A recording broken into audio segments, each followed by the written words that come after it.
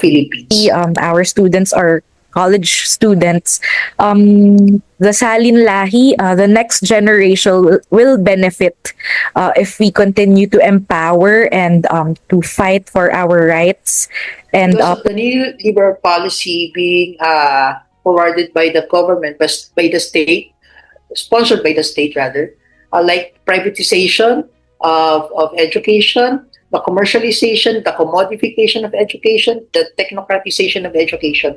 All of these are threats to our university and the education workers. And the result is the contractualization of workers.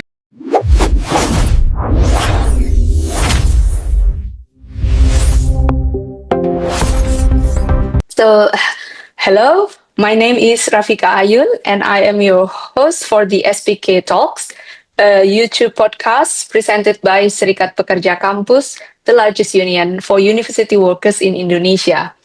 This podcast features unionists, experts, observers, practitioners, and those with concerns about the union movement from around the globe. Here, we will listen to insights and experiences from other countries, exploring historical contexts, union struggles in the past, their victories and losses, to understand the best strategies for navigating contemporary challenges in union organizing. Today, I'm thrilled to welcome Professor Rommel Rodriguez and Steph Andaya as our guests. Rommel Rodriguez is a professor in the Department of Filipino and Philippine Literature, College of Arts and Letters, University of the Philippines, Diliman. He is the incumbent vice president for faculty of the All University of the Philippines Academic Employees Union, the sole and exclusive negotiating representative of all academic rank and file employees of the university. He continues to organize colleagues to join the local union, campaign for workers' rights, and raise awareness of labor issues in the country affecting university employees. He is also an active member of the Alliance of Concerned Teachers Philippines, the largest organization of progressive and militant private and public school teachers in the Philippines. And another guest is Steph Andaya. She is a university extension specialist at the UP Diliman Gender Office, where she heads the office's pioneer child minding and breastfeeding programs, Suluk Batibot and Suhai Kain Nanai. I hope I'm not pronouncing it error. And a staunch labor rights advocate. She is a co-founder of the Alliance of Contractuals in UP and currently serves as the National Secretary General of the All UP Academic Employees Union. And beyond her administrative and union work, Steph is a playwright and cultural worker whose plays have been staged at the Cultural Center of the Philippines and various academic and institutions. Hello, Professor Rodriguez and Steph. Thank you so much for joining us. hi, Hello, thank you for the invitation. thank you for Thank inviting. you. Thank you so much. We are so excited to hear your thoughts and experiences as organizers of the All University of the Philippines Academic Employees Union. So I will start this discussion by asking you to introduce the history and the background of your union. So when did university workers in the Philippines start to unionize, and what is the story behind the birth of the union movement in the higher education sector? Rommel, maybe for the first, Sure. the first. Yeah, so thank you for asking that question. Yes, definitely. There's a historical context of how our union, not only our union, but unions in the Philippines were established or institutionalized. Historically, unionists had made an important role and contribution actually in achieving the national sovereignty and the advancement of the Filipinos' workers' rights in different stages during the colonial and contemporary history of the Philippines. If I may add also, the first union established in the Philippines was during the American colonial period. It was during the 1900s. And one of them, the founder of this union is, am I right, Steph? Isabella de los Reyes, no? Who is also a nationalist writer and a folklorist and a former political prisoner during the Spanish colonial era. And he's the founder of the Unión Obrera, if I remember it correctly. Yes, of course, I should remember that correctly. Unión Obrera Democrática. That is the first patriotic union in the Philippines. Although we call it UOD, UOD, was short-lived, he was the first leader of Filipino laborers who demanded basic rights in the colonial system of governance. And he was considered a threat during the Spanish and American colonial period in the Philippines.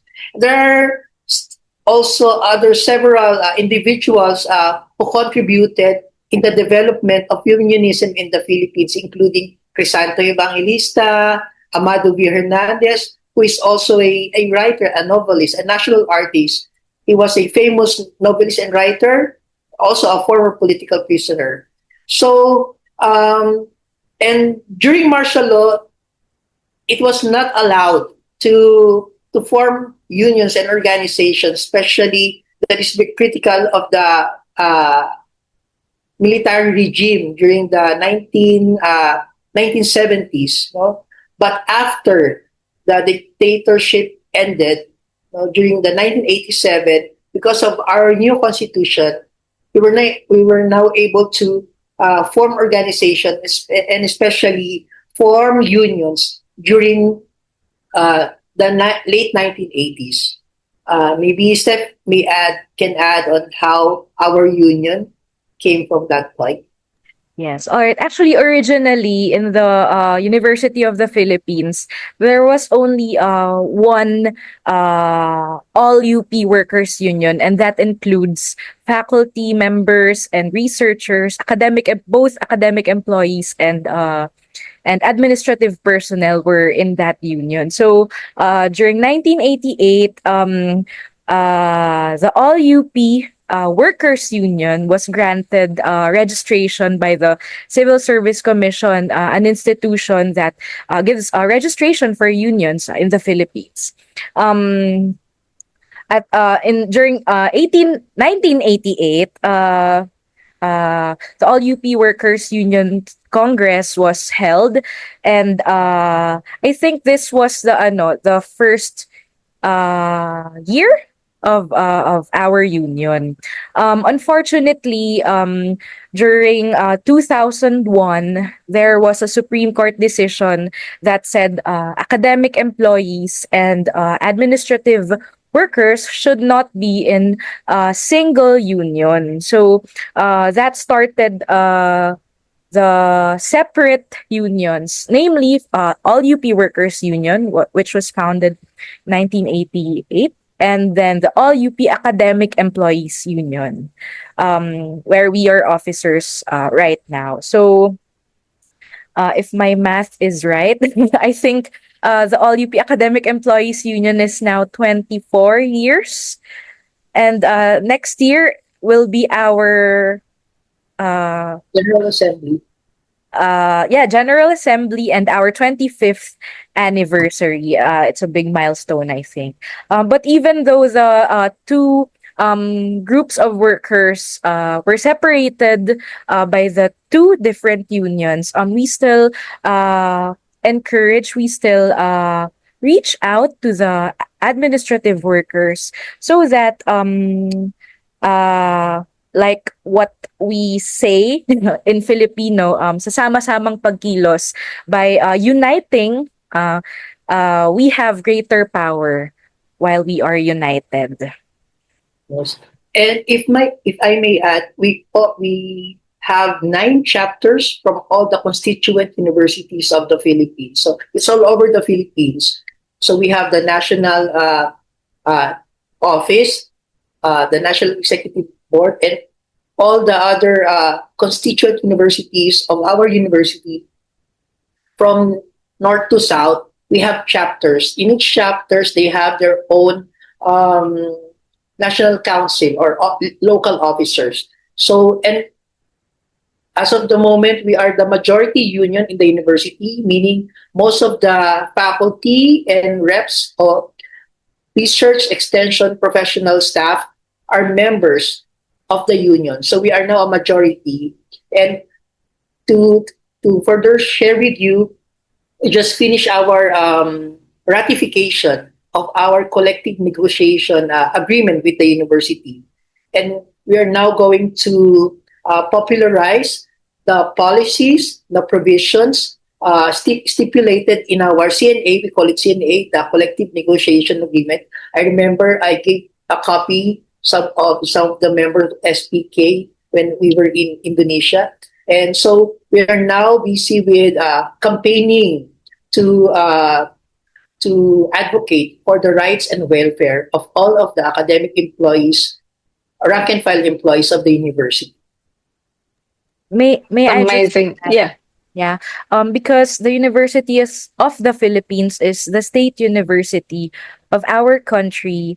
I think what we do in our union is a very big contribution in forwarding the interests of academic employees in the university. We actually have benchmarking activities with other state universities for sharing of our progress and challenges so that they may learn from us and us from them. Interesting, Steph and Rommel, the landscape of the unions in the UP academic. So can I just say like UP academic and the other was the other is UP UP work, union, is it? all UP UP. workers. Yeah. All right.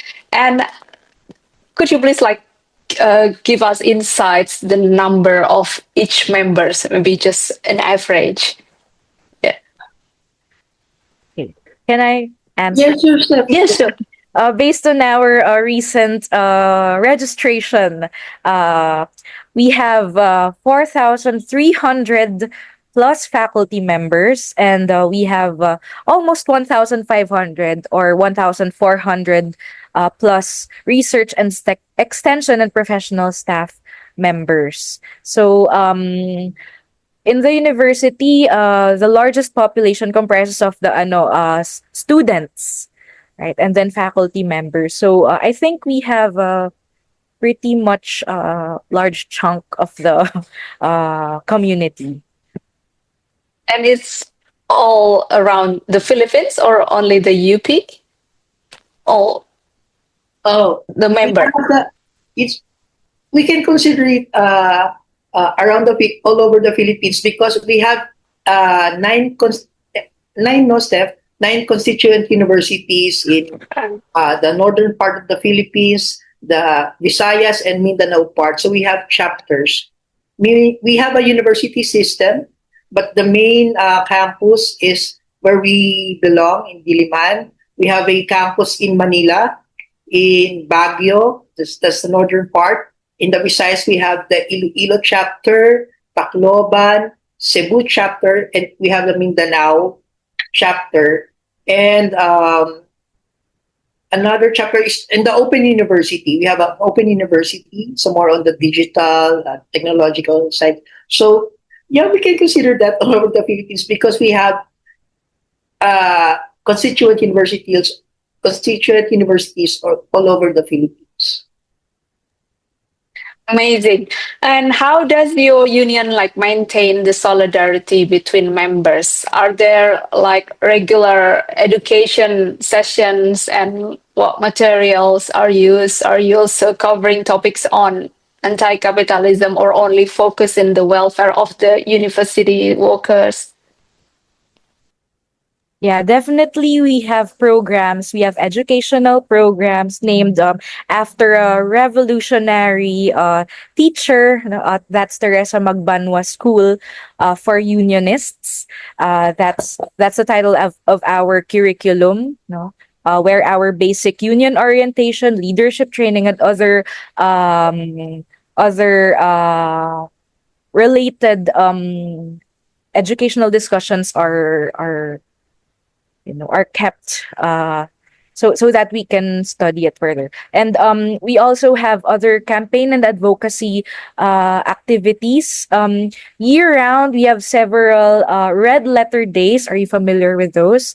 Those are historical and important dates that we commemorate, and that includes, for example, the People Power Revolution in February. Um, During Union Month, no, that's in October, and what else? Martial Law Commemoration in September.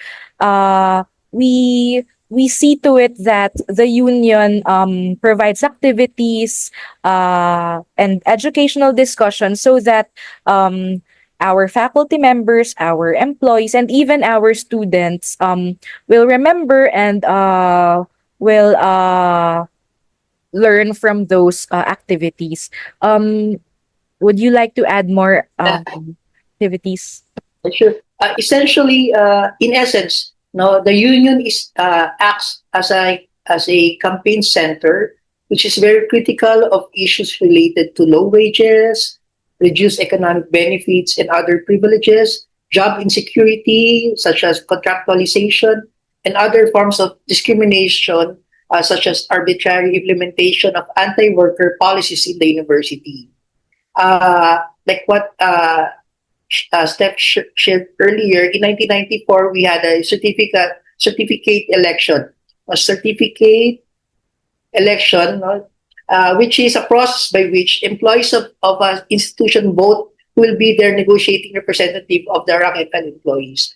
So aside from celebrating the red letter days, we join mobilizations, especially during the May Day, that's May 1, the International Labor Day, December 10, the Human Rights Day. We join the mobilization. We do some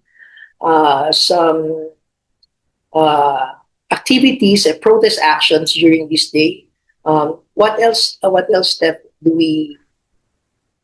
Yeah, I think the our union always see to it that we respond to the current burning issues. For example, this year, starting September, anti-corruption campaigns Yeah. were launched. So our university, and through our efforts, we contributed to a pretty large number of mobilized students, faculty members that went from our university to Menjola, where we held our national mobilization against corruption.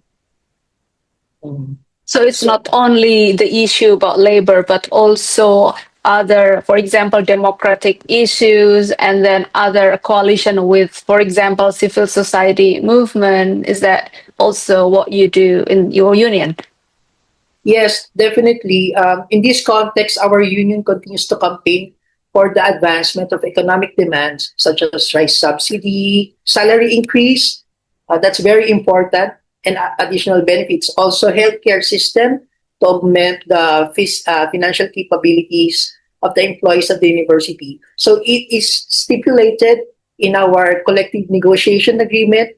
We form technical working groups to advance and forward promote the rights of workers, especially on salary, labor issues, etc. And we continue to campaign to end contractualization, not only in the university but in all public and private agencies in the Philippines. So meaning, although we are based in the university, we also have solidarity with other organizations, other unions outside of the university.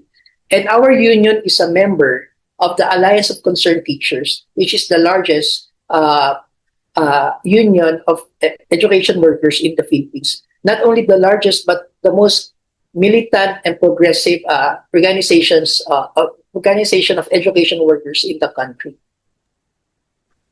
Can Interesting. I just add, Rafika? Yeah, Lastly, sure.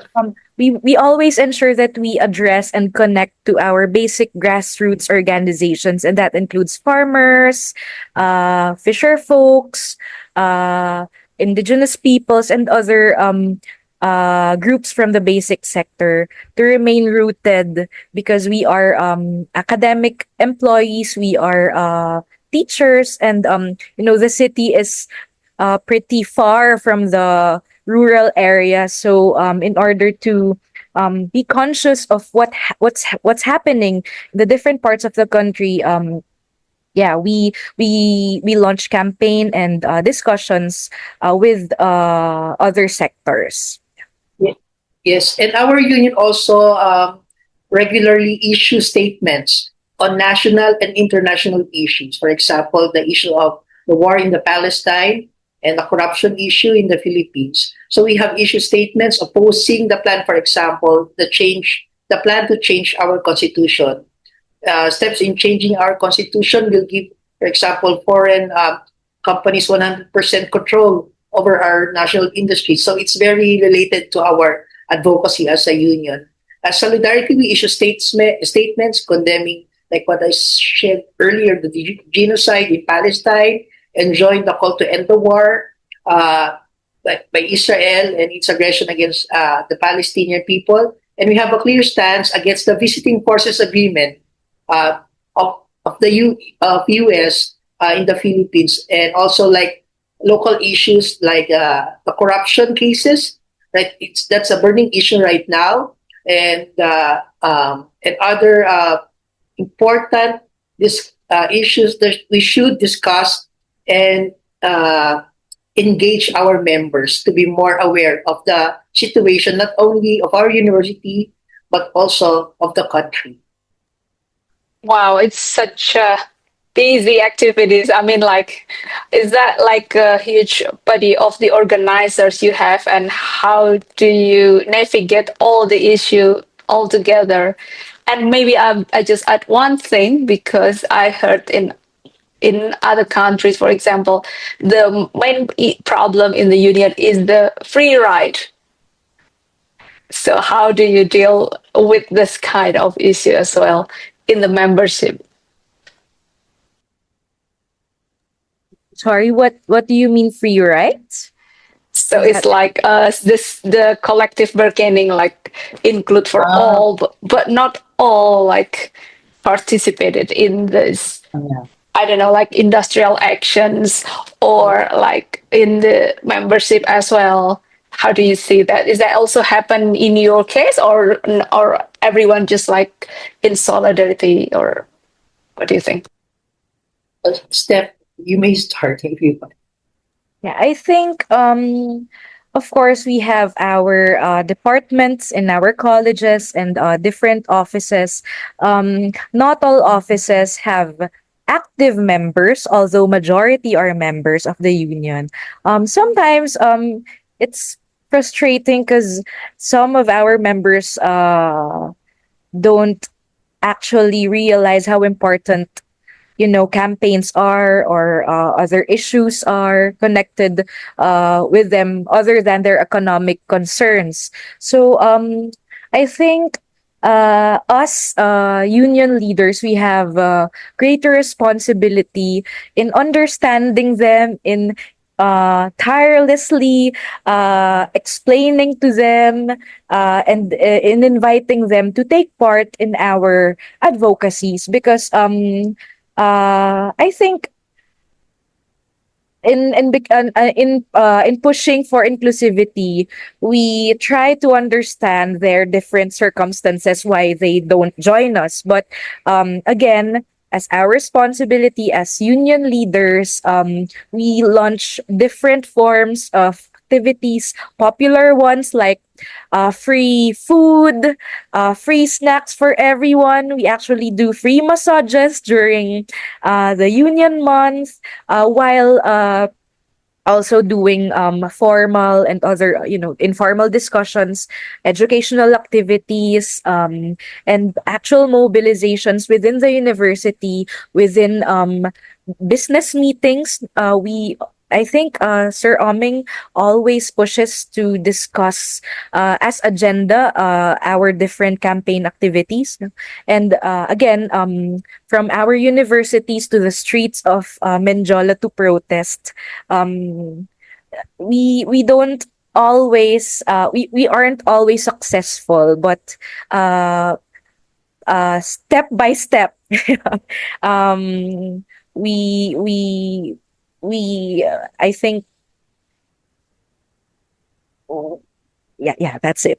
Step by step, Yeah, we yeah, it's success. understand. Yeah, and It's a speaking, process, yeah. It's a uh, process. If I may add, yeah, Rafika, yeah, it's a process, and I agree with Steph. It's hard to invite everyone to join the mobilization. There are certainly issues to face and to tackle, but in the end, because our union is based on the principle of being militant. We call it MPMU, meaning Militant Progressive Nationalist Union. So we are a Militant Progressive Nationalist Union. Militant meaning we are very vigilant of our rights in advocating the rights of our of the rank and file employees of the university. Progressive, we want them to have the most progressive benefits and rights of the employees of the university, and in solidarity with other workers in the Philippines. Nationalists, we have that we should, of course, have this the love for country, love with the Filipino people, to advance the rights of the Filipino people, not only the rights of our we as the part of the educational sector. But in the end, I think there are always challenges in the union, but we try to at least try to have a collective effort in resolving all these issues we face in the union. yeah, correct. I agree with you. And speaking of the advocacy, what are tactics? What tactics are used when advocating for members involved in the industrial disputes, like litigation or strikes? And does your union have your own in-house legal team? Oh, And so how many victories from all cases handled so far, if I may know? there have been victories definitely. For example, right now when we have a certificate of registration of the our collective negotiation agreement, it will entitle us to have a benefit of 30,000 pesos every regular workers of the university. So that's a victory for us if we registered. We also engage definitely with the administration. There's a union management monitoring committee wherein we negotiate with them the rights of the rank and file employees of the university. So we have a regular meeting with them and negotiate how much, what kind of program should the university do to improve the quality of life and dignity of labor of the workers of the university. There also we also do creative aspect in mobilizing and the raising of consciousness of the employees of the university. We have a very active social media group. We have a propaganda and campaign committee. So we work as a committee in the union, and we always try to delegate tasks with our members. So while they do their own work as employees, they also contribute in other advocacies of the union. Steph, you may Yeah. want to add. Um, of course, it's interest based. What are the interests of and the current issues of different members? Although we have a grievance mechanism in our collective negotiation agreement, some colleges have a shared issue. For example, in our college in Sir Omings and my college during undergraduate studies, we have issues regarding spaces. So faculty members there, employees, and students recently launched campaign on spaces, and we ensure that we take part on those local campaigns. That's how we mobilize our members through their local issues. We also have a mechanism called URC. Those are union representative committee members in different units, in different departments, that represent the union. That their task is to be the union person there. They should know uh issues, updates regarding economic benefits, and even the national issues. That's why we have trainings for them. What else? Of course, during the union month, we have free everything. Sometimes we have free manicure. What do you call that in English? Uh Management. Say that thing, Yeah, manicure. manicure and Yeah, pedicure, yes. Yeah, we yeah. have Is that For members, and massages, no. So wow? That's amazing. So where the fund come from for that kind of activities? Is that from the member fee or any yeah, sponsors or donors? we we get that from the members' fees. And sometimes food for our activities, we ask for sponsorship with university of officials, so that they would have contribution in our organizational activity. So my point is, we we create popular activities, chummy ones, so that we can capture their interests, uh, on issues, on their interests like manicure, pedicure, and massages. No, and we don't forget to invite them uh, to join our more serious issues. That's how we try to, I think, activate and encourage our members. yeah. If I may add, it's important to have a structure, a strong structure as a union. So, like what I've shared earlier with regards to the committee, we have union committees. If I may share, the organization and membership committee. We have the public affairs and campaigns committee. Actually, me and Steph are part of the campaigns committee. And we have a research and education committee. We have a finance committee, grievance and negotiation committee, women and gender committee, and health and housing committee. So these committees are the ones that try to navigate and at least advocate very specific issues regard within the university. So it's important to have for your campaigns to be successful. You need to have a strong structure and a committee based structure as a union.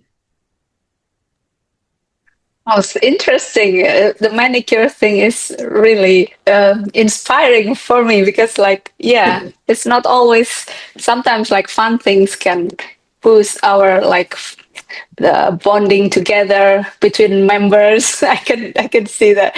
Well, yeah. And speaking of the welfare and the working conditions of university workers, from what I understand, this kind of issues, these are not only negotiated at the workplace, but are also affected by political decisions and regulations. And how do you see the Philippine politics affecting the labor movement in general? Can I just start? Because currently there's an issue regarding contractual workers, and because we are a union, the increase in contractual workers really weakens the union movement in the Philippines. Currently, nationwide, based on the data from the government, there's almost 1 million contractual employees in the government. So I think we can say that the Philippine government is the biggest labor rights violator in terms of hiring contractual workers and hiring precarious workers, no, in the Philippines. And us, the union, uh beyond our regular employees, regular faculty members, we encourage contractual workers to unite, to organize, because if if the government continues to hire contractual employees, and they have limited rights such as joining the union, it will weaken the unionism in the Philippines. And if that, if that happens, maybe the All UP Academic Employees Union will not be here in the next years.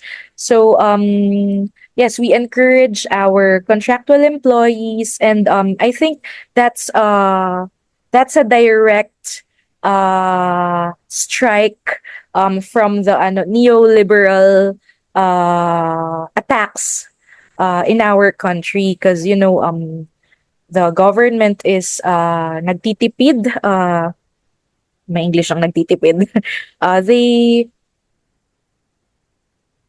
The budget, the low budget. yeah, there are left and right budget cuts in our basic social services, and that includes hiring of workers. So and the diversion of budget to more income generating ones, and more budget for corruption, infrastructure, that those are sources for corruption. So I think corruption, contractualization, and neoliberalism in the Philippines directly affects the union movement in the University of the Philippines, and even the country as well. Yeah. I would like to have a segue on the what Steph shared earlier regarding the neoliberal policy and how the education sector workers are being affected by this policy. So, because of the neoliberal policy being forwarded by the government, by the state, sponsored by the state rather, like privatization of education, the commercialization, the commodification of education, the technocratization of education. All of these are threats to our university and the education workers. And the result is the contractualization of workers. Actually, in some parts of our constituent universities, there are more lecturers. Lecturers meaning they're not full-time faculty members. They are not permanent faculty Tenured. members of the university. Also, we have contract of service, job orders. So these are rampant items, or rampant work status in the university, which is a direct effect of the neoliberal attacks against education. And most importantly, one policy that is being sponsored by the state is the attacks against academic freedom. So, for example, in 2020, year 2020, the law of the anti-terror law was enacted, and those who are victims, first victims of this law, were actually unionists. So our former president of the union had a case. She was accused of trumped charges, and she was brought to prison for a day. So we had to bail her out.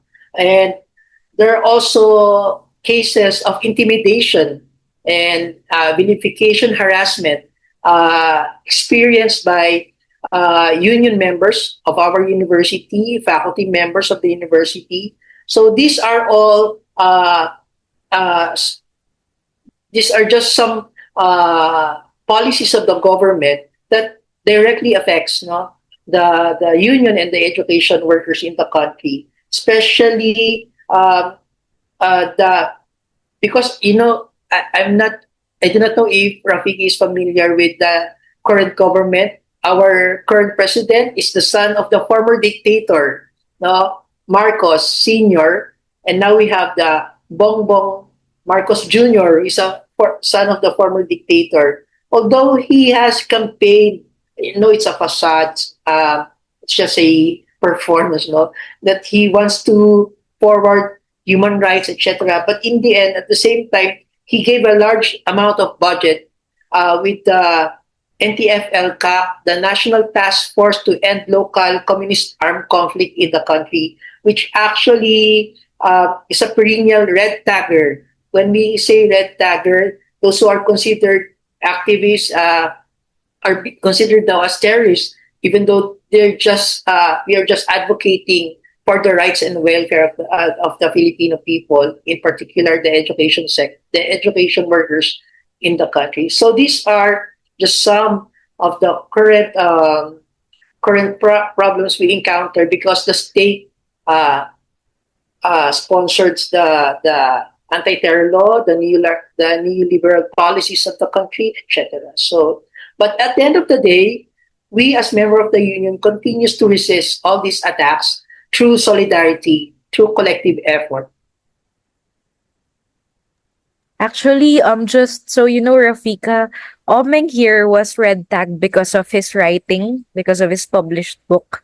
That was, I think, 3 years ago. He was red tagged. That's why, and even our colleagues, they were red tagged too.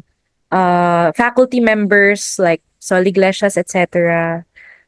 So we invite them to take part in our campaign for academic freedom, no? And even their networks, we share these advocacy groups and activities. Yeah.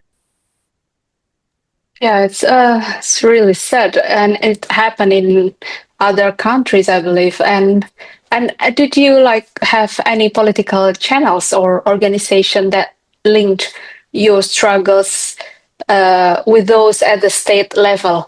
And if so, how and what is the situation now? In the university, we filed several petition letters to our university president in order to have a committee on the academic freedom and human rights. To our success, actually, it was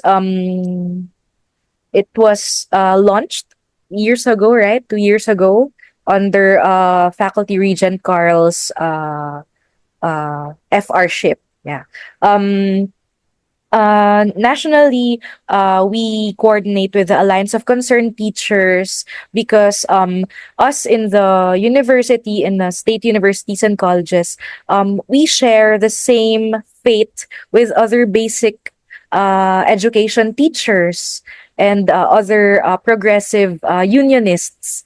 Like, are you familiar with Representative Franz Castro?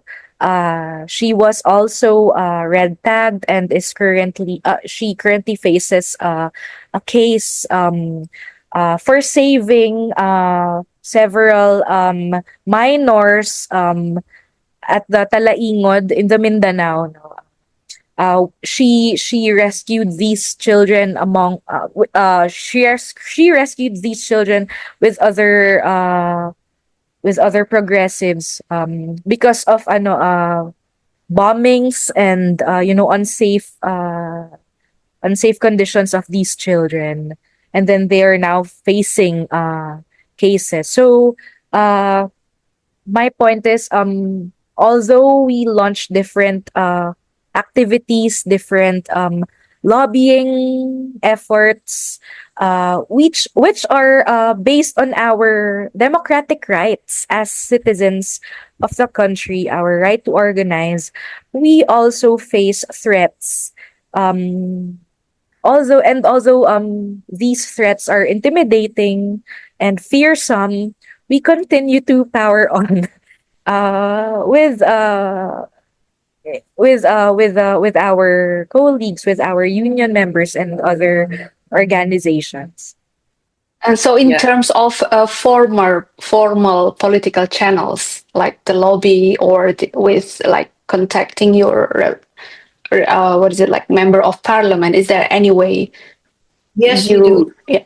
Especially in the parliament, we are being supported by some lawmakers in the country, especially the nationalist bloc in the parliament. So we have the Alliance of Concerned Teachers party list, the Gabriela party list, which advocating women's rights, and we have the Kabataan party list. Kabataan is the youth sector. So these three party list group who are incumbent lawmakers in the parliament support our call, and we always engage with them and ask for help, ask for support to forward our campaigns with regards to uh, benefits and salaries of the education workers in the country.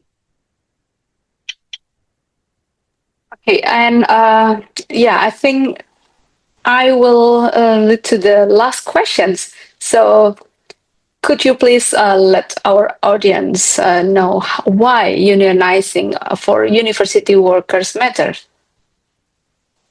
Okay. Steph, would you like to start? Yeah.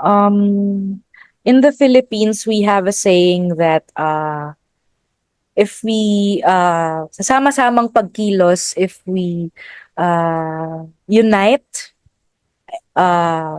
we have greater power, mas malakas. May lakas sa sama-samang pagkilos. That's what the saying says. And that saying has proved success in our different struggles, no, faced by the contractual workers, by other sectors like the peasant, other workers, and I think that principle, sama-samang pagkilos, applies in empowering our mamamayan and our people, people of the Philippines, in order to continue enjoying our rights and in order to reclaim our democratic rights as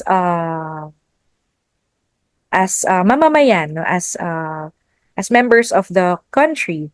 And I think our role in the academic sector is a big contribution in empowering our students, in educating them, in joining organizations and unionizing eventually when they are the ones who are working.